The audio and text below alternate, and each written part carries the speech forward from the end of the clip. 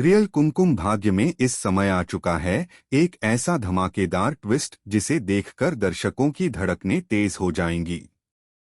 जी हाँ दोस्तों, आने वाले एपिसोड्स में आप देखेंगे कि यहाँ पर जो सपेरा है वही सपेरा जिसने पहले सोनालिका और बुआ माँ को सांप दिया था। अब वही सांप कहानी को एक नई दिशा देने वाला है। यह सांप बस किसी भी पल हाथ लगने वाला है शिवांश को।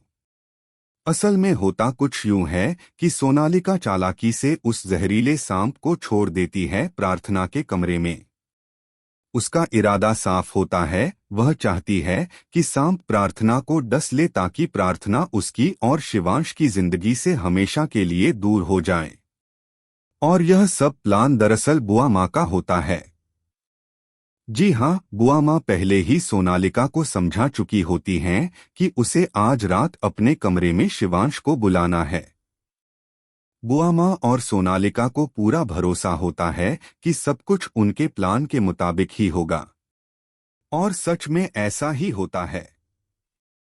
सोनालिका खूब नाटक करती है अपनी तबीयत खराब होने का। वह कराहते हुए बिस्तर पर लेट जाती है और सबको यकीन दिला देती है कि वह बीमार है। उसका नाटक देखकर शिवांश मजबूर हो जाता है उसके कमरे में जाने के लिए। लेकिन दूसरी ओर उसी समय प्रार्थना अपने कमरे में अकेली बैठी होती है। प्रार्थना का दिल भारी होता है।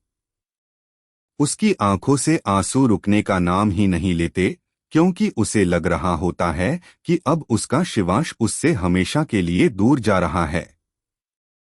बेचारी प्रार्थना रोते रोते खुद को कोस रही होती है कि क्यों उसकी किस्मत इतनी खराब है। तभी उसकी बहन गायत्री वहां आती है और अपनी बहन को दिलासा देने की कोशिश करती है।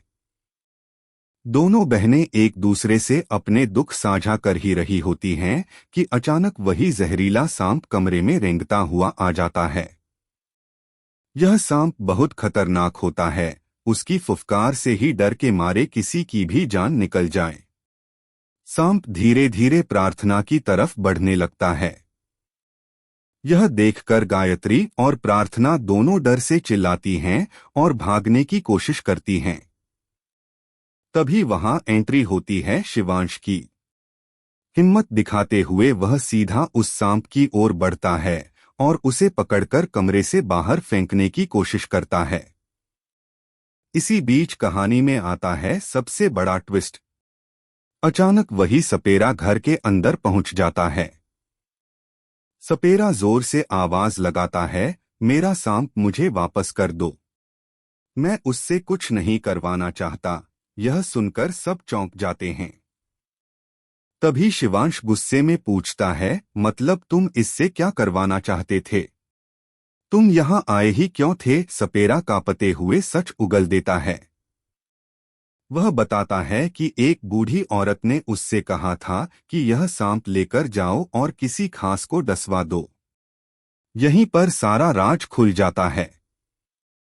शिवांश को समझ आ जाता है कि यह पूरा प्लान बुआ माँ और सोनालिका का था। असल में वे दोनों ही प्रार्थना को इस घर में नहीं देखना चाहती। इसी वजह से बार बार प्रार्थना मजबूरी में घर छोड़कर जाने की बात करती रहती थी।